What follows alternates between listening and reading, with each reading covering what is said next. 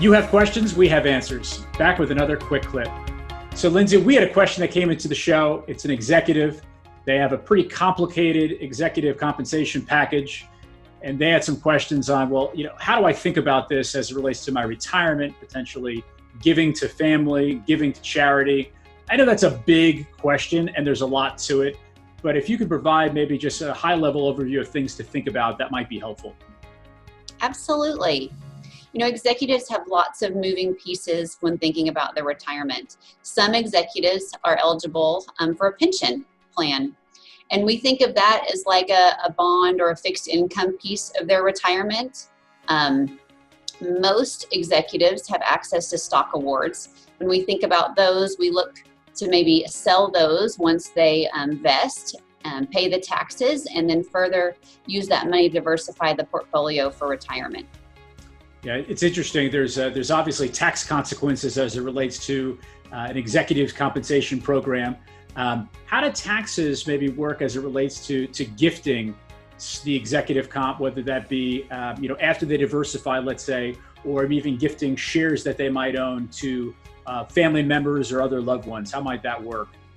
Well, when you think about gifting shares of stock, you want to gift.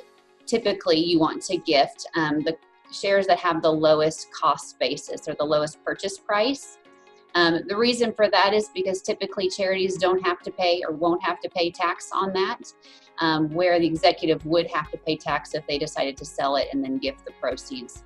So we look to have executives leverage low cost basis stock when gifting. And there's lots of other strategies to consider for them when gifting. There's also donor advised funds that allow them to kind of pool investments in cash over time, and they can later gift that out. And there's also quite a few charitable trusts that maybe an executive might want to consider.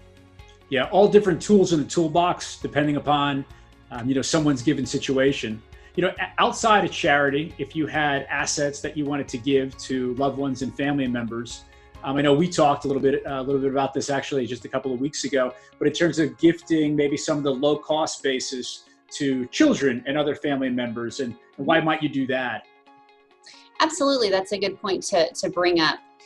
Typically an executive would want to keep the higher cost basis stock that they would sell, and they'd have a lower tax bill on that typically.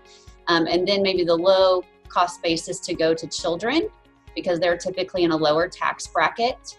The other thing to think about is when that executive passes away, that stock receives what's called a step up in the cost basis, and that's valued as of the date of death of that owner.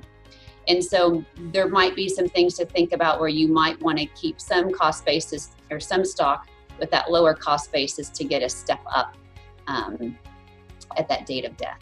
And so just to review that, when you gift shares to someone in a lower tax bracket, maybe it is children, that cost basis, what you paid for it, will transfer to the person, the beneficiary, the person that's receiving that gift.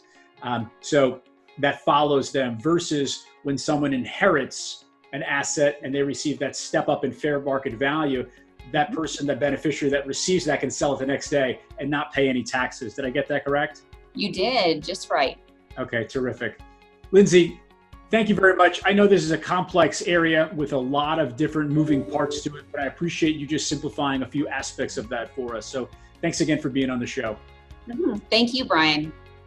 And if you or anyone else has questions, they can go ahead and feel free to email us at qa@MarionWealthAdvisors.com. Thanks for watching.